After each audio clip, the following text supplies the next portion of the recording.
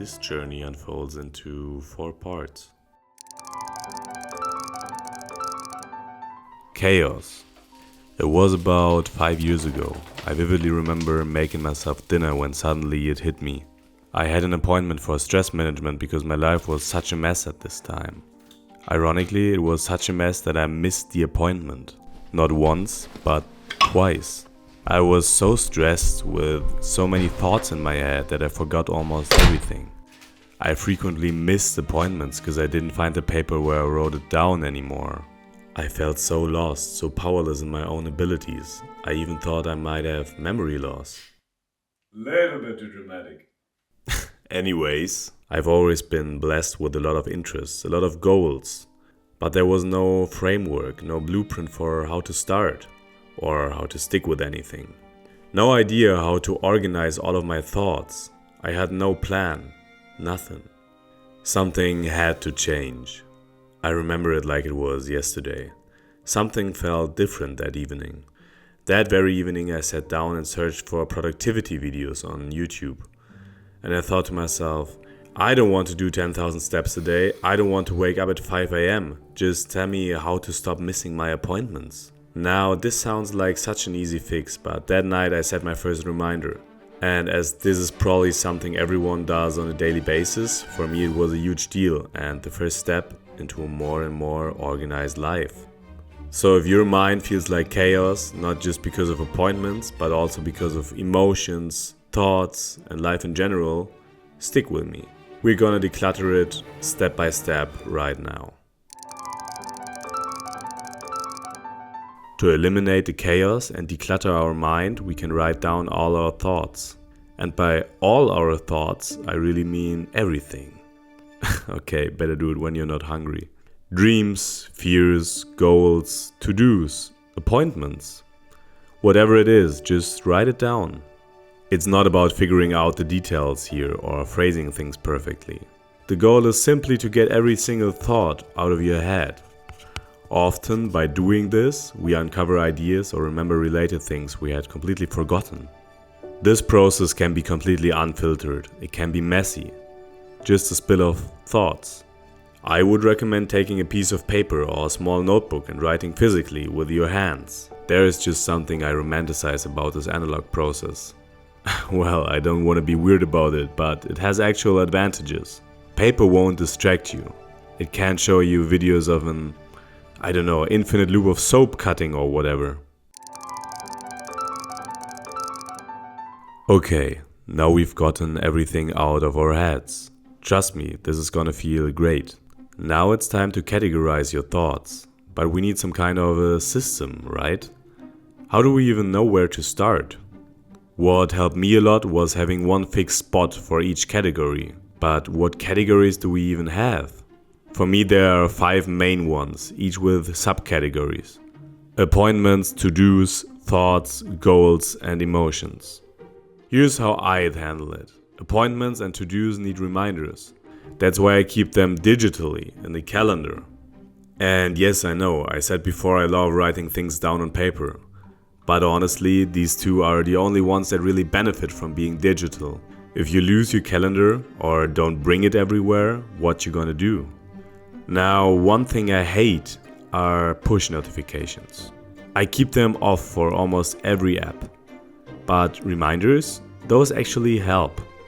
Even if you forget to check your calendar once, your phone has your back.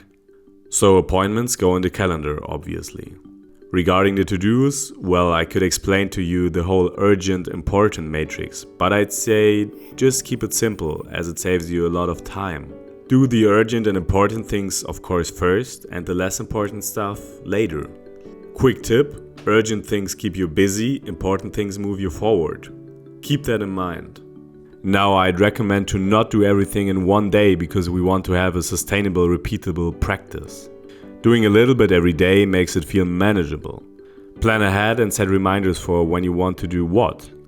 Of course, if you're a person who has difficulty starting and rather does it all, I'd say go for it, but keep in mind that this can easily overwhelm you. Beyond urgent and important tasks, I personally tackle the things that take the most brain power first. For me, writing a script happens in the morning. Things like cleaning the house don't take as much creative capacity, so it's easier to do them later on. And if you think that's an excuse, just a little bit. Yep, I don't think that's what it's for. Now, thoughts, goals, and emotions, you decide if you want to keep them digital or on paper. These are just for you. No need to carry them everywhere. Thoughts can be observations, learnings, questions, or ideas. You can sort them by importance. Keep them at one place where you stumble upon them so they won't gather dust. Why are they so important? They can guide you or spark creative ideas. Goals, on the other hand, give your life direction. They keep you busy, motivated, and give you a great feeling inside, especially when you see progress. So you've probably written down a lot of goals already. The goal here is to pick a few smaller ones for the year and 1 or 2 big ones. But try keeping them concise. I want to get in shape. I want to go 3 times a week into the gym and stick to the plan I made. See the difference? Small goal, put your phone away 30 minutes before bed. Read 50 minutes every day. Big goal, hit 8 hours of sleep every night or run a marathon. Just keep in mind how much work they demand. The goal is not stressing more by forcing ourselves, but doing more of the things that are important to us. Emotions are tricky. Fears, doubts, gratitude, whatever keeps you awake at night.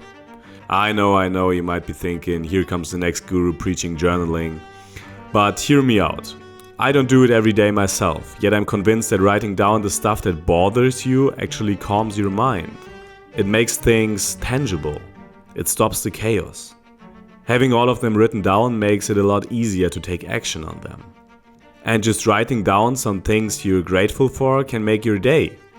There is no need to do it every day, but still it makes you realize what you actually achieved, even the tiniest victories. Now what we're trying to do here is to create a system that works on autopilot, that keeps the friction low, especially long term. That's why it's important to just write down thoughts whenever they appear. Of course, not every thought, but the ones you think are worth remembering. I keep them all at one spot, then make time to review them and transfer the important ones to my list. Ideally, set a specific time each week or month. Just don't overcomplicate it. We don't want the act of writing to become more work than actually doing the work. For me, checking something off my list feels amazing. Not in an autistic way, at least I hope not. But the feeling of actually progressing in your goals just feels amazing. That's what also makes being organized kind of fun. And again, it's not about being perfect. It's about having a clear idea of what's happening in your life.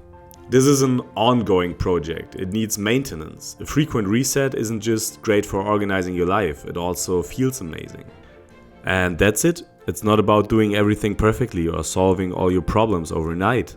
It's about taking small steps, feeling process and slowly clearing the clutter in your mind. So take a deep breath, trust the process, and enjoy the space you're creating for yourself.